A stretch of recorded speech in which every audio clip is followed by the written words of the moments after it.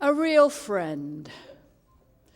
For the purposes of sports day at our primary school, the village was divided into two factions, the north and the south. We scrappy northerners occasionally won our sporting events by using sheer grit and determination and by cheating when we could get away with it. The blue ribbon identifying those from the north and the red of the south were largely superfluous. You could easily tell the northerners we were forced to wear our ragged PE school uniforms and holy plimsolls, insubstantial canvas shoes. But the southerners, they wore brand new white shorts, brand new red t-shirts, real athletic shoes, some even wore spikes. Despite all our cheating, we never really stood a chance. And you know, we made our friendships too, as if an invisible line had been drawn down the middle of the village.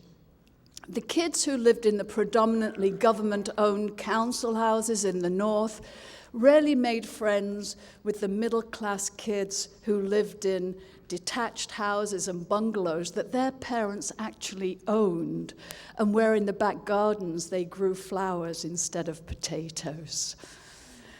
But one year, when I was 10 years old in my final year of primary school, the impossible occurred. And Diane Giannopoulos, who heralded from the south, looked upon me with something resembling kindness. And she invited me to her house one day after school for tea. Now, Diane was a small, brown, solemn, dark-skinned girl.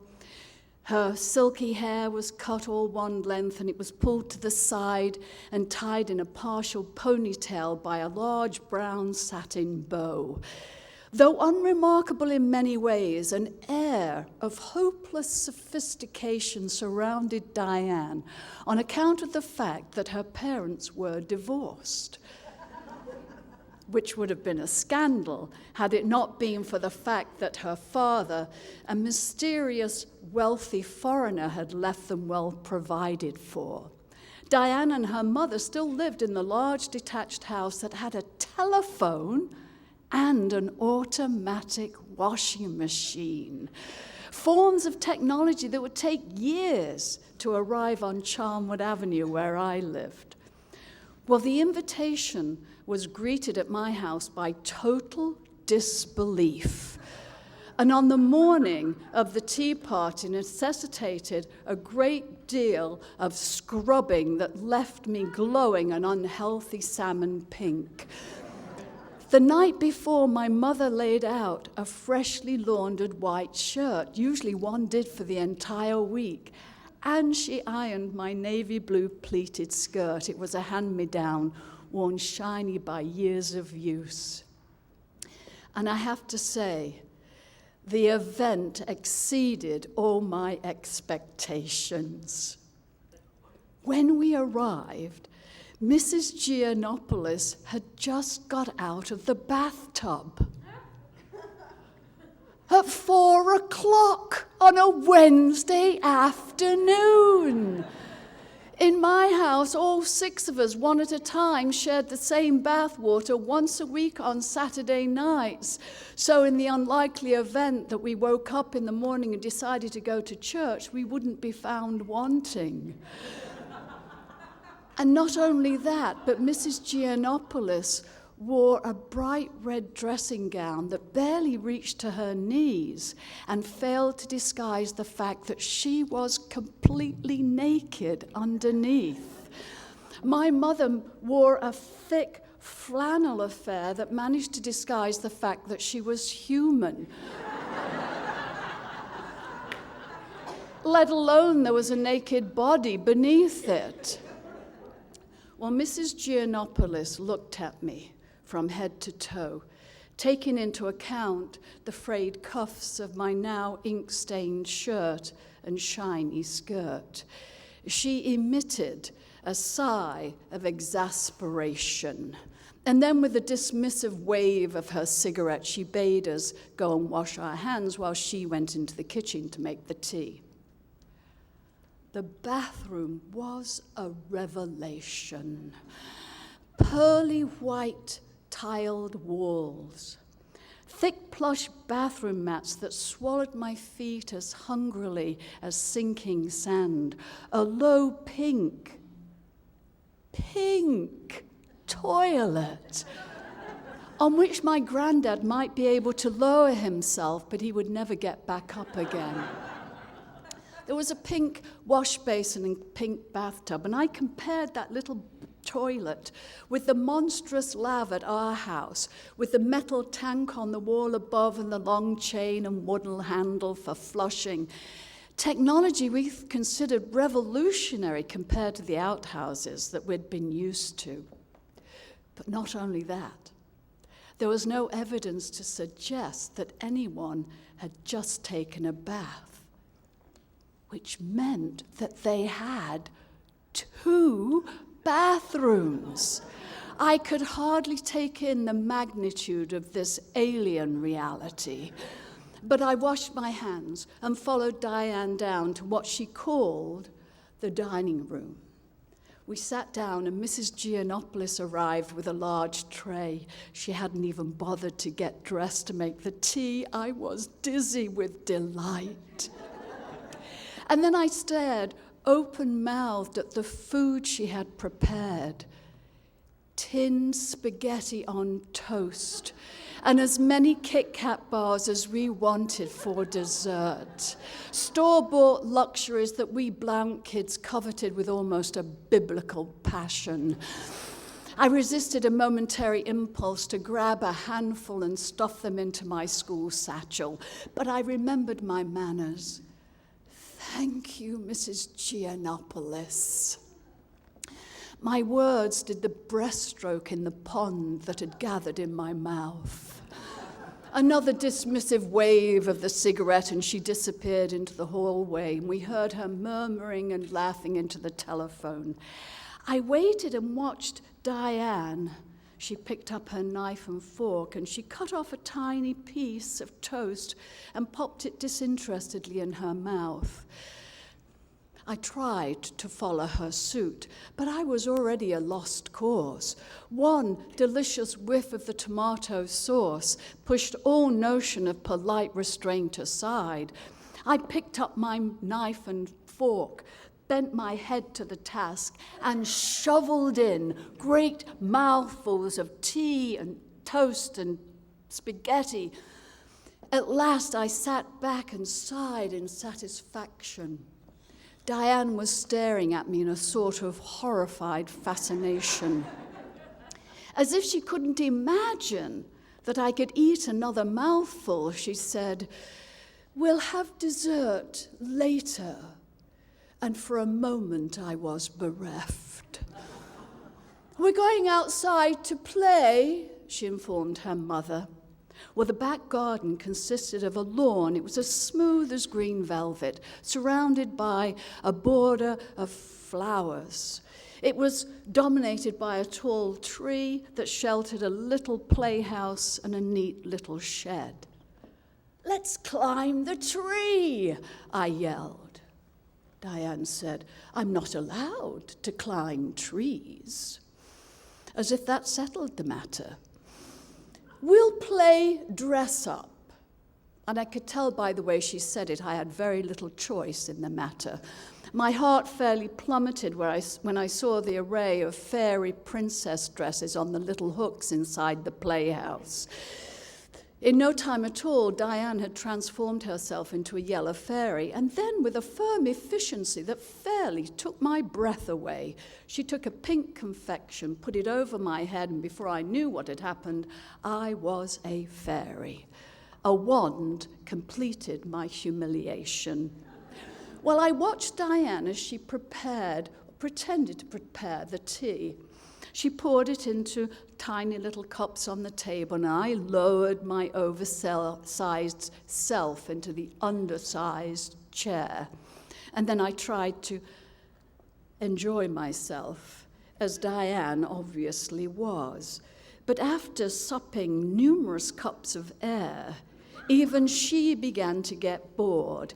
And I said, let's play something else. Do you have any stilts? No. Well, how about snobs or marbles? No. Well, what about conkers? What? Oh, never mind. I thought about that smooth green lawn. Oh, if I'd brought my knife, we could have played stretch. She didn't miss a beat. I'm sure my daddy's got one in the shed. He left all his tools behind. She ran off and she came back flushed with success. She handed me a large, impressive pocket knife. The blade was a little stiff, but I managed to open it up. I abandoned my wand, and then, still dressed as fairies, we skipped outside to the lawn. I showed Diane how to hold the knife and throw it in such a way that it stuck into the lawn. She tried it a few times, seeming to enjoy the weight of the knife in her hand and the sound that it made as it sunk into the soil. And really, for her first time, she was doing very, very well. And I said, "Brilliant, Diane," and she beamed.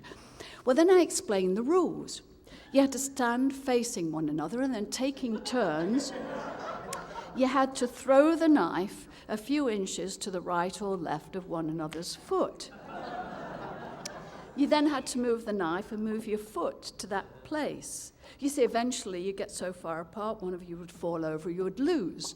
If you threw the knife too far, you lost a turn. If you threw it too close, you might lose a toe. But that had never happened.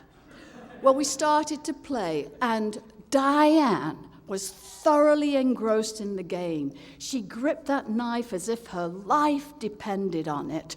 She began to laugh out loud, something I never heard her do before. "This is fun," she cried. I was beginning to wobble, and that made her laugh more. And then she threw the knife with deadly accuracy to within an inch of my right toe. "Watch it," I cried, "not too close," but I couldn't help laughing either. I moved the knife, moved my foot. Now I was really wobbling, and then, quick as a whippet, she shot across and pushed me over. As I went down, I took hold of that brown satin bow and gave it a tug as I went down. Her hair falling all over her face, she fell on top of me. And then we rolled across the lawn, away from the knife, a barrel of human tulle and navy blue serge, across the flowering border and into the dirt beyond. Heedless of our fairy outfits or our school uniforms beneath, we began lobbing great handfuls of dirt at one another. Diane was laughing so loud she began to hiccup, which made us laugh even more. At last, we managed to stop laughing, and then we started to think about something else we could play, when all of a sudden we heard a horrified shriek. "Diana! Alexandra! Ariana Giannopoulos, what on earth are you doing?" Diane shot up like a singed cat. And then Mrs. Giannopoulos saw the knife still stuck into the lawn into a corpse. Horrified, she gripped the red dressing gown at her neck as if I were about to plunge it into her chest. She looked at me through steely little eyes and said, "It's time you went home. Diana, come into the house. Now." With a toss of her beautiful head, she marched into the house, a blister of red rage. We stood up and helped one another get out of the fairy princess outfits and brush the dirt from our outfits, our school uniforms. "I'm sorry, Diane," I said. "I think it might be best if you slipped out the side gate. It might be safer that way." I agreed this was a good idea. She said, "Go to the front door and I'll meet you there and bring your school satchel." As a precautionary measure, as I went the other side of the hedge, I bent low so that Mrs. Giannopoulos wouldn't see me. I went and waited at the front door a long time. Eventually, Diane arrived. I noticed that the brown satin bow was back in her hair. She handed me the school satchel, and I turned to leave, but she reached out and she touched my arm. I had a really good time, she said. And then as an afterthought, she added, perhaps next time I could come to your house to play. That's a good idea, I said. But we both knew it would never happen. See ya, I said. See ya, she said. And then I took my satchel, put it on my shoulder, and began to walk home. The satchel seemed heavier than I remembered, but I put a little more distance between me and Mrs. Giannopoulos before I fumbled with the buckles to investigate.